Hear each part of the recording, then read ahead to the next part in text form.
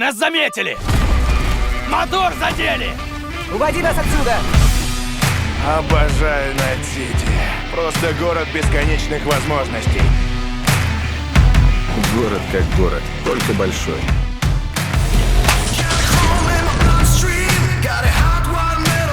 Думал, ты меня шантажировать будешь, пиздец.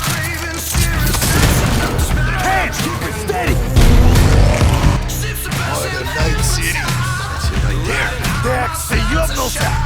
Я не хочу рисковать, Ви. А ты еще кто? Отвечай. Всем привет, с вами вновь Антон Логвинов, и я не прошел Киберпанк 2077, потому что, это невозможно было сделать за отведенное время. Всего вот несколько дней нам дали до 7 числа, когда можно публиковать первые отзывы и ревью. 9 числа можно уже публиковать видео со своими кадрами из игры, и все равно вот этого времени, недели-полторы не хватит.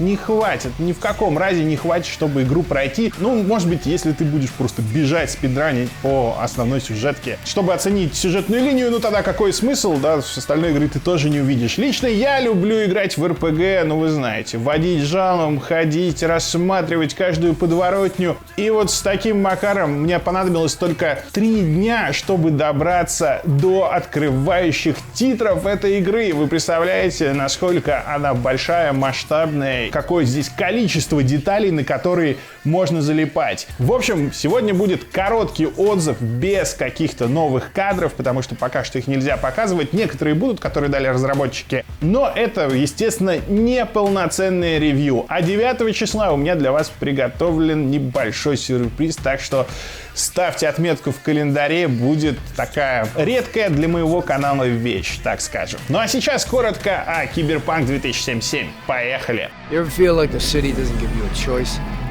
You either burn alive in it, or you never existed at all. Ну, сразу отвечу на вопрос, да, круче ли это Ведьмака, удалось ли CD Projekt и прочее, что вот не терпится узнать. И ответ, к счастью, к радости всеобщей, да, получилось.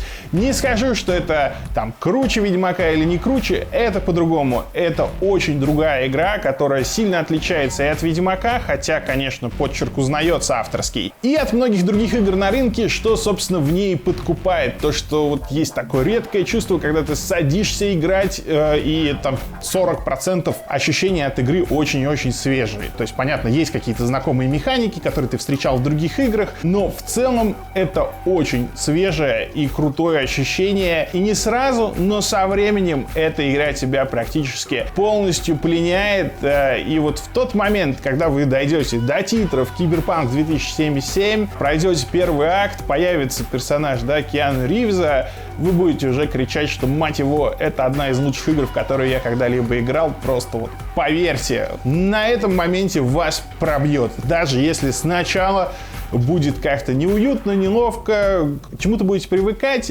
You're a dick, you know. And you're a cunt. Maybe we'll fit together after all. В этой игре очень много сделано по-своему, по-особенному, не всегда хорошо, иногда интересно. К ней нужно привыкать. Но что касается сюжета, повествования, то это вот такая, свежайшая инъекция, потому что, хороших историй вообще мало, а круто рассказанных хороших историй, их просто по пальцам можно пересчитать. И история Киберпанка определенно одна из таких. Конечно, я игру еще не прошел, но та интрига, которая задается, то, как эта история рассказывает, это просто тебе, взрывает мозг, и это очень редкое сегодня ощущение вау. Вот такое прямо вау, когда хочется звонить друзьям. Это было очень забавно, кстати, наблюдать, то, что мы все начали играть, и в какой-то момент, вот кто проходил, первый акт, начинали уже не выдерживать и звонить друг другу, и такой, так, ты дошел до вот этого момента? А, не дошел? Ладно, позвони, когда дойдешь. Элизабет сказала, у тебя есть новая информация. Я внимательно слушаю. Короче, за сюжет не беспокойтесь, все очень круто. А все, что связано с персонажем Киану Ривза, бомбически просто. Get out! Just get the fuck out!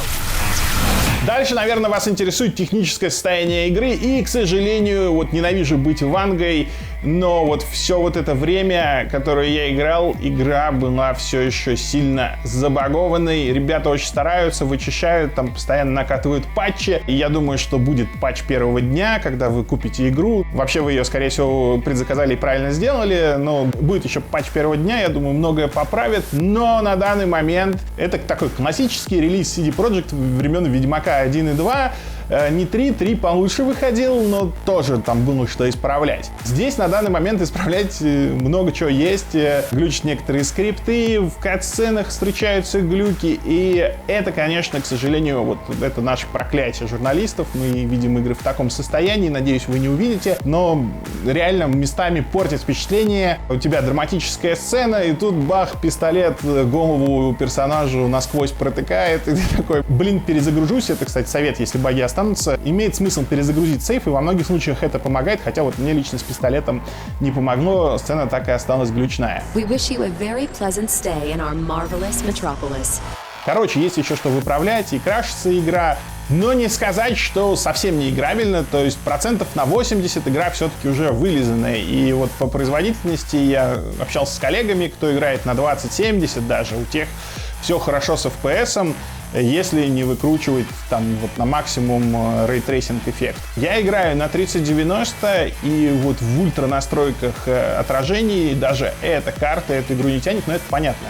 Трассировка очень много жрет. Но если включить DLSS, с DLSS все просто летает, и тут даже повезло, что игра прошлого поколения, то, что ее не точили под 4К, будут точить только в следующем году, потому что разницы в нативном 4К и с DLSS практически нет, так что смело включайте, и игра будет работать гораздо быстрее. This family will go to hell and back.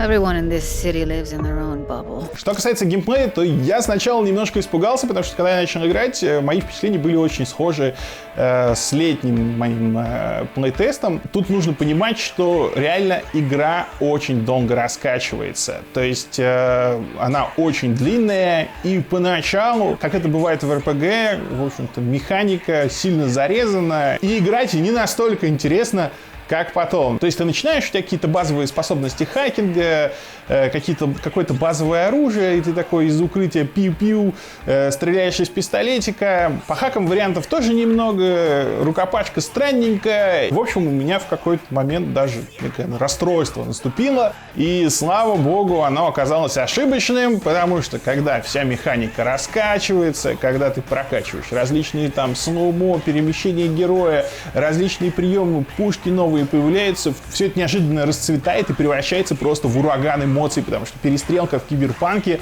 выглядит, как ты там идешь просто с огромным дробовиком, пушкой, шмаляешь чувака, ему, блин, нахрен сносит пол тела, отлетает башка, кровище во все стороны, попутно дробью или там рикошетом разносится что-то в окружении, штукатурка летит, предметы разваливаются, все по физике отлетает. То есть, когда начинается перестрелка в Киберпанке, вот попозже уже, когда ты прокачаешься, это, блин, похоже на, мать его, кинофильм Джона Ву, и это круто.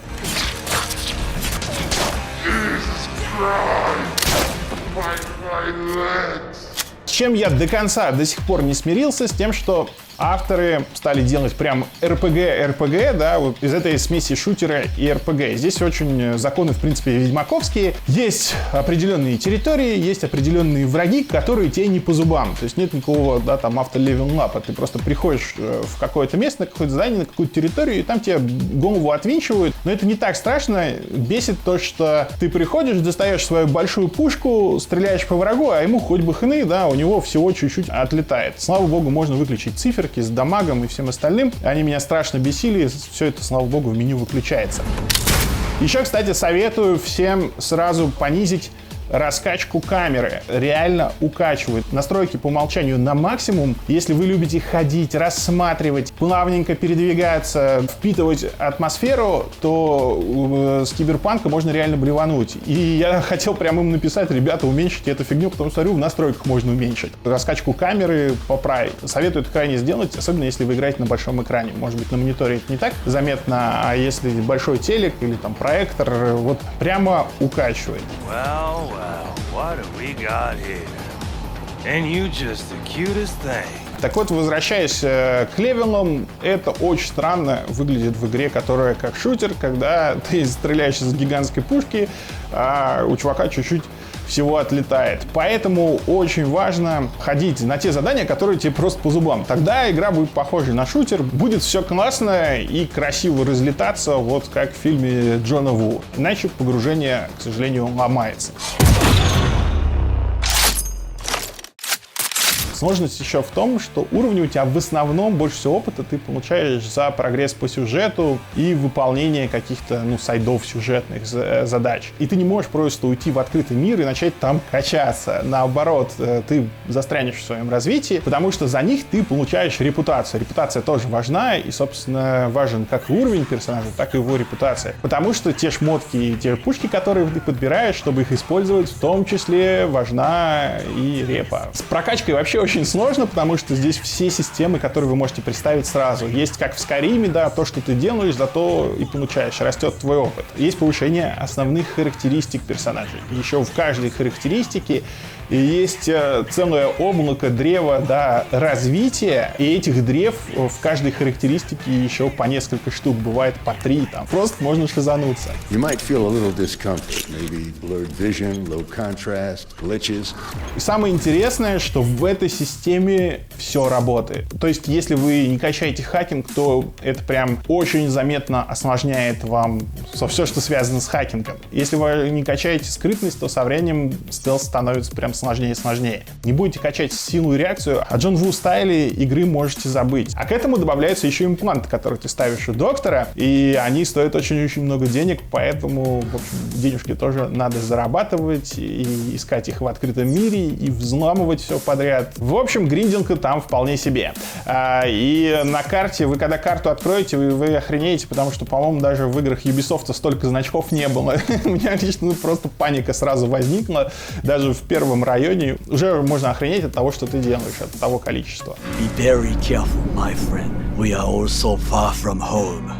Задания побочные разные, есть интересные, есть и просто какие-то зачистки. Но это все-таки не так просто, как знаки вопроса в Ведьмаке, где ты пришел, там, 5 чувакам дал люлей и все. Нет, здесь практически всегда либо миссия, либо какая-то история рассказывается, либо база врагов, просто которую интересно защищать. Всегда есть какой-то маленький подсюжетик, ты приходишь на рынок, там куча местной группировки азиатской, всех их разносишь, начинаешь читать записки, выясняешь, пришли долги выбивать, а жители решили сопротивление оказать. И это то, что касается простых активностей в открытом мире, а ведь есть еще полноценные сайды, и они, прям как у CD Projekt, и с юмором, и все разнообразные. Чувак без трусов выходит и говорит, что причиндал у него сломался, подвел имплант, отвези, мол, к доктору, и вот ты его везешь и слушаешь все его страдания, и попутно, естественно, орешь. И, в общем, квесты, сайд-квесты, все безумно прекрасны. Есть там все, и отсылочки ко всей классике киберпанка, и даже Ghost in the Shell просто проорете, когда увидите отсылочку. В общем, на мой взгляд, Киберпанк 2077 — это такой ультимативный киберпанк, в котором просто собралось все, и плюс свой охренительный, бесконечный, оригинальный полет фантазии. That's a fight this city won't let you win. On your own, you're fucked. Как в Ведьмаке, на самом деле советую вам сначала не заморачиваться, зачищать территорию, а проходить по сюжету, а потом, когда вы понимаете, что сюжетные дела в каком-то районе закончились, уже его тогда защищать. Почему? Потому что по сюжету у тебя уровень растет, и тогда защищать все будет веселее. И больше возможностей у тебя будет, потому что когда ты ограничен, да, можно ходить по сайдам, всех там убивать, взламывать, но будет однообразно и скучно, потому что твой персонаж не получит достаточного развития. Сначала прокачаться, потом уже раскачивать всякие способности, заработать денег, заапгрейдить шмот. Так что такие советы начинающим. Today, they got you to zero somebody. Tomorrow, they'll get somebody else to zero you. Ну и что еще сказать? Можно великое счастье, что успели поменять физику всего транспорта. Очень заметен прогресс, просто пипец как заметен. Тачки играют подвеской, они живенькие, некоторыми по-прежнему невозможно управлять, но в целом кататься по Найт-Сити и округе стало гораздо приятнее. Автомобили прям ощущаются живыми, но вот на высоких скоростях, на перегазовке очень они плохо контролируются, это они не доработали, не смогли. Но это гораздо прям лучше, чем было. И на мотоциклах можно нормально ездить. То есть транспорт не вызывает прям отторжения. Это хорошо. И хорошая новость для тех, кто не любит тачки. В Найт-Сити работает система, в общем-то, быстрых перемещений по городу. И бегать, кстати, и пешком ходить тоже полезно, потому что развиваются соответствующие навыки. Ready to get your cherry popped? Yeah, come on! Так, ну вроде все сказал. Эмоции сейчас вот как раз я на том моменте в игре, когда эмоции просто уже фонтаном льют. Я просто наслаждаюсь сюжетной линией, я наслаждаюсь геймплеем, чего и вам желаю. На самом деле, вот когда игра выйдет, если еще все не запатчат, увидите жалобы, подождите какое-то время, игра не убежит, она все равно гигантская, большая, и она совершенно точно достойна вашего внимания, и это абсолютно штучный продукт, что немаловажно, поэтому, мне кажется, лучше наслаждаться им уже вот в полностью оконченном виде. При этом я призываю всех купить игру в первый день продаж, если вы еще этого не сделали. Почему? Потому что разработчикам нужно помогать, потому что это просто бескомпромиссная игра. Видно, что вложено миллион усилий, поставлены все деньги на кон, просто со всей душой это все сделано. Я вам так скажу, сейчас вся игровая индустрия смотрит на успех Киберпанка. Если Киберпанк выстрелит, нас ждет много новых сингловых игр. Если он завалится, многие издатели примут решение, в общем-то, уходить в сторону гриндинг, уходить в сторону сессионок, всего того, что мы наблюдаем в последние годы. Я сейчас абсолютно не шучу. Инвесторы вот по всему миру сейчас сидят и смотрят и ждут, что будет с Киберпанком, и тогда, если он будет успешен, многим проектам реально дадут зеленый свет. Вот так. В таком мире мы живем. Чё, блядь? С вас лайк. Пишите в комментах, что думаете, рассказывайте, как ждете Киберпанк. 9 числа заходите на сайт. Будет то, что мы любим делать по особым случаям. Счастливо и приятного вам погружения в Киберпанк.